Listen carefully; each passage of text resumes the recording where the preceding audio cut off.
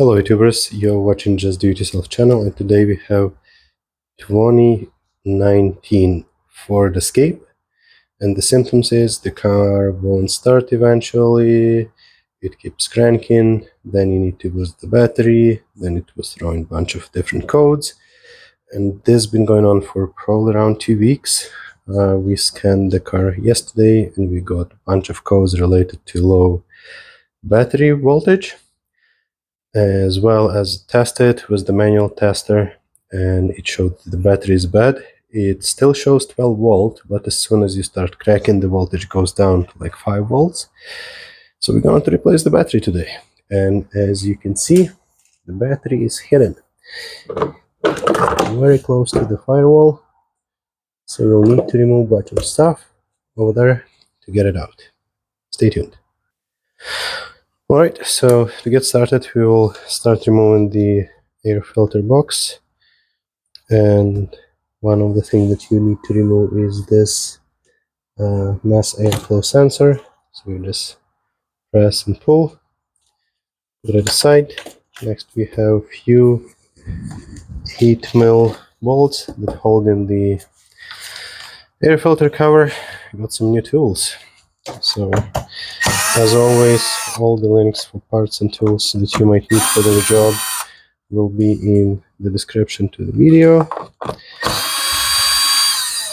So I was dreaming for a while for this little guy, and finally made a decision. So I got this, even though I was mainly aiming a needed ratchet, but they were sold as a set, as a combo, for quite a decent price. So it seems like we need a new filter too. So I got both, and I will leave a link in the description. It was, as I mentioned, quite a good price. And basically, the ratchet itself would cost the same price at the local Home Depot as the set. Alright, the filter is out, the cover is out, I'll just move it away. Alright, next I will get the trim removal tool and we'll disconnect this sensor harness from the box, pull it aside, and then we will go ahead with the long screwdriver and disconnect this clamp so that holds the box to the intake hose.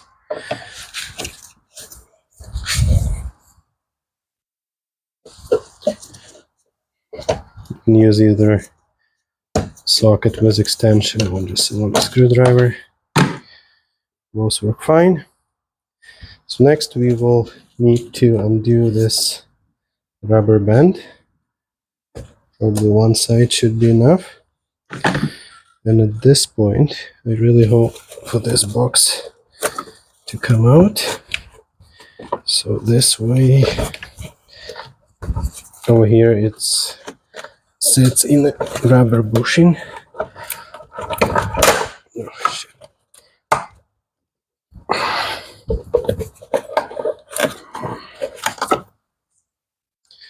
Let me quickly show you. So there is the bracket where it sits in that rubber bushing, and that bracket is bent. It went up way too far, so this won't let it to come out. But if we bend it back and grab it right, super tight, and then it will come out.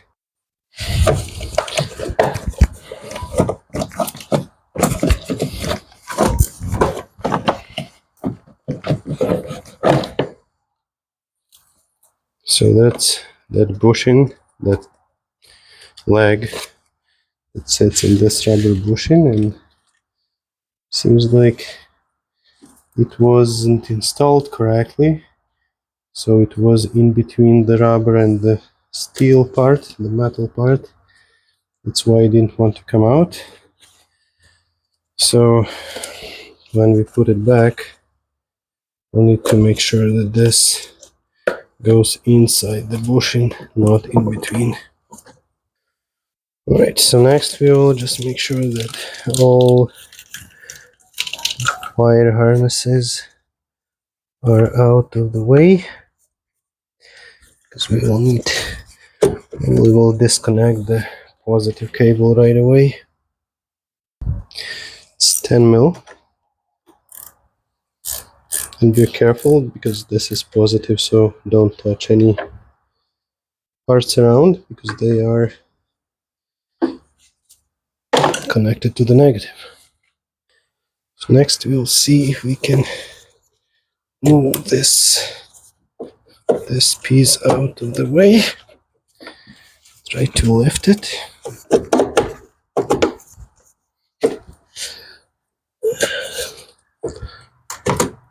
Lift and pull out.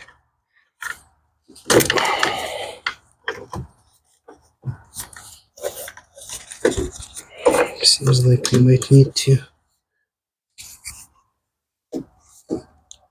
remove those 2, 1, 2, 3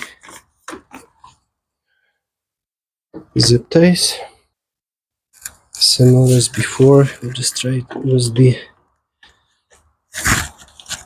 trim removal tool.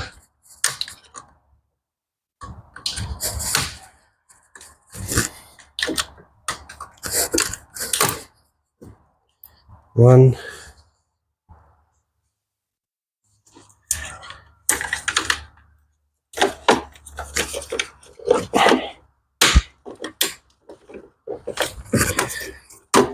two,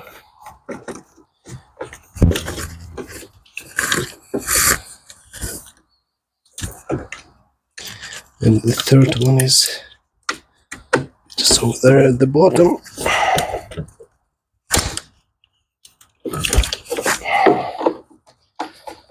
Okay.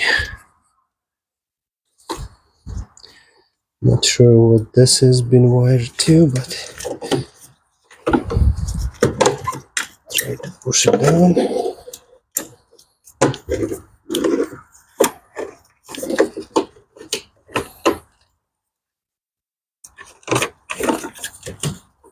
Kind of like that. Seems like there have been some custom wiring done on this car. So next we will remove two 10 mil nuts, one on each side, one just over here and one over here. This will release the bracket that holds the battery down, and you should be able to slide it out. So I'm just using 10 mil socket, shallow socket, and a ratchet. Hold on a second. We have a new ratchet, so let's test it out.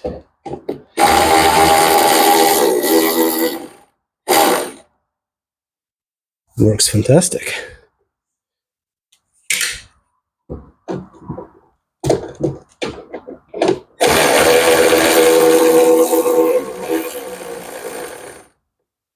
I already love this ratchet.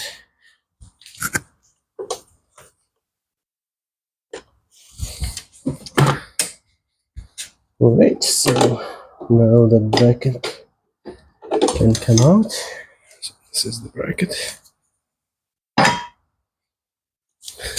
And we still have the battery connected to the negative.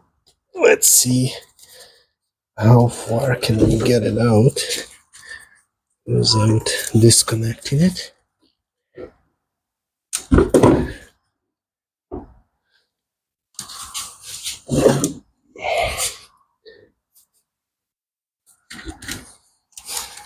Actually, it came out quite a bit.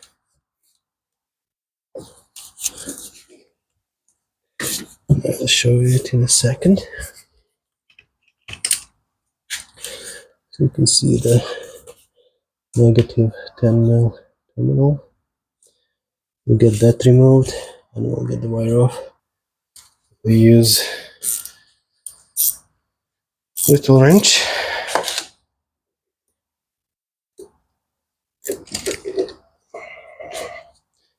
So you won't be able to see, but it's just 10 mil nut.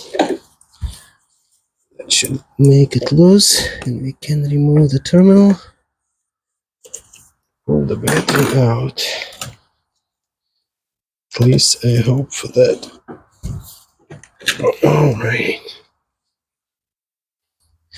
Before you put the new battery in, you want to check your terminals for any corrosion. Mine is looking good, so I'll just install the new battery. So the old battery lasted 5 years and over 200,000 kilometers. So similar way, you won't put it all the way in right away. So we'll get that negative terminal in place.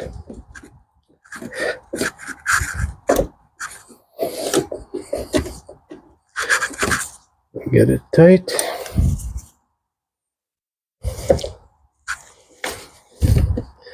This is a terrible place for the battery. Not even sure what is better, under the bumper or here.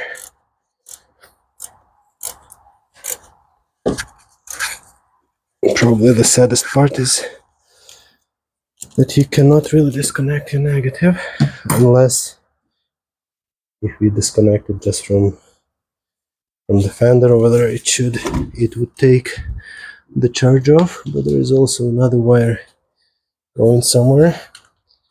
Maybe that's for the trailer, don't know. But I think the battery terminals should be way more accessible than this. This is a little bit of a joke when it comes to the battery. Okay, so we'll just reconnect the bracket to 10 mil nuts. We'll use that ratchet again.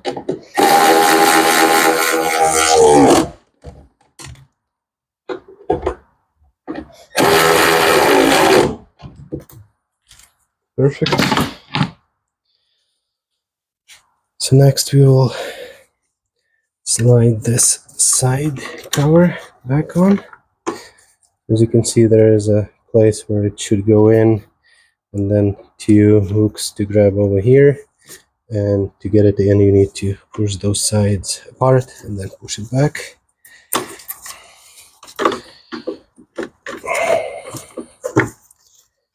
So make sure that it goes in.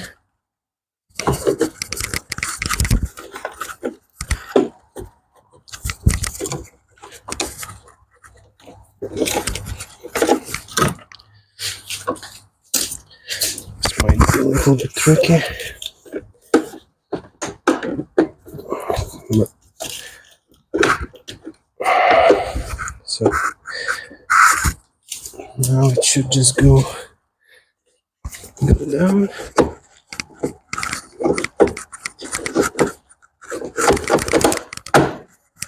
Just like that. It's still locked on both sides. So then we will put those clips in place. 1, 2, and 3.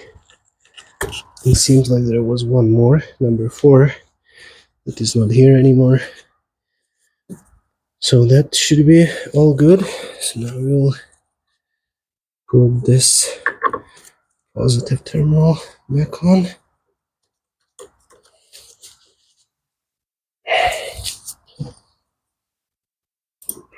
Let's get it tight.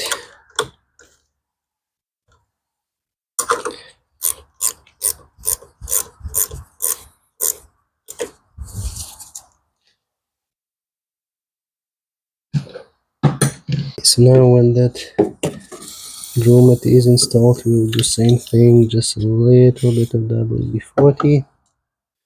By the way, got those new underhood lights. Work quite nice. Alright, let's give it another try. So 1 grommet here, 1 over there, 1 spot over here that it goes in. And actually, with this piece, we will put some lube on it too.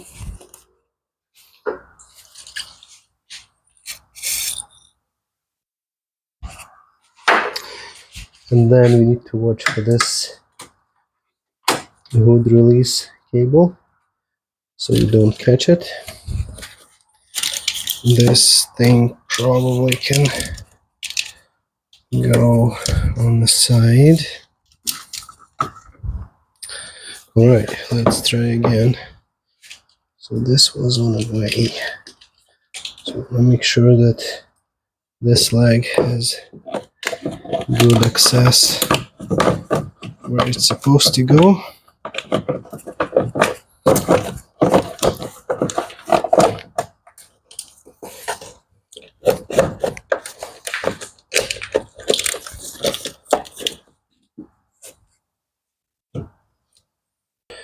Okay, after a minute or two of pushing all the things in place, I think we are quite close. So this seems to be in the right spot. So I can lock this in place with this rubber band.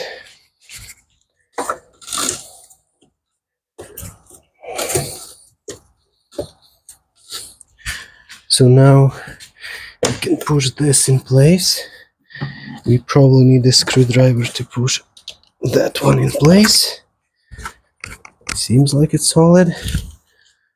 So next we will go with the screwdriver. We'll get our intake hose tight.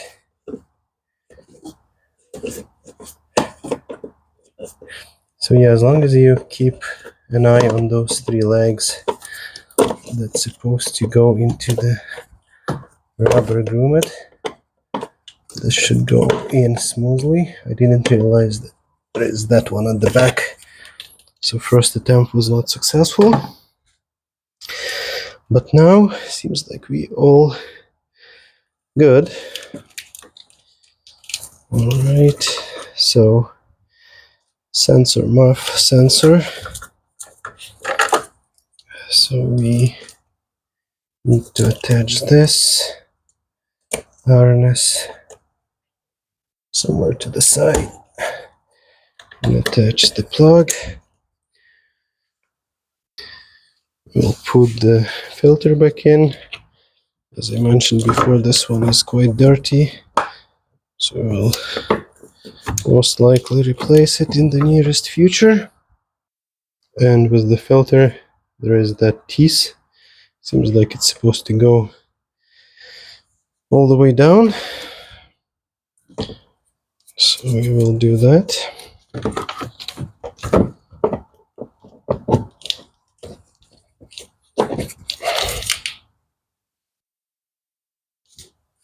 Now we will reinstall the cover on the filter.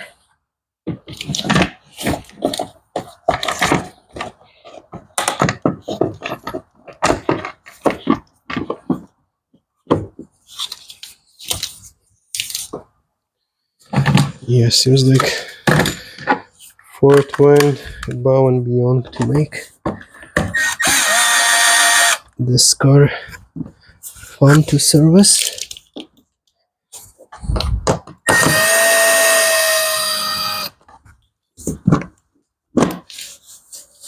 I'm not sure if my cover is aligned.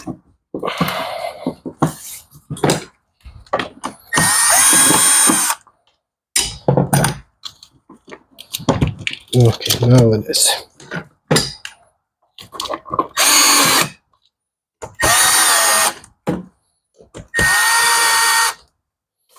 I love those screws on the filter covers, they always stripped. Okay, so last thing would be to install the battery cover. So we just slide it on. And we're all done. Thanks for watching, guys. Please like and subscribe. Please check links in the description to the video for all the parts and tools that you might need. And as always, just do it yourself.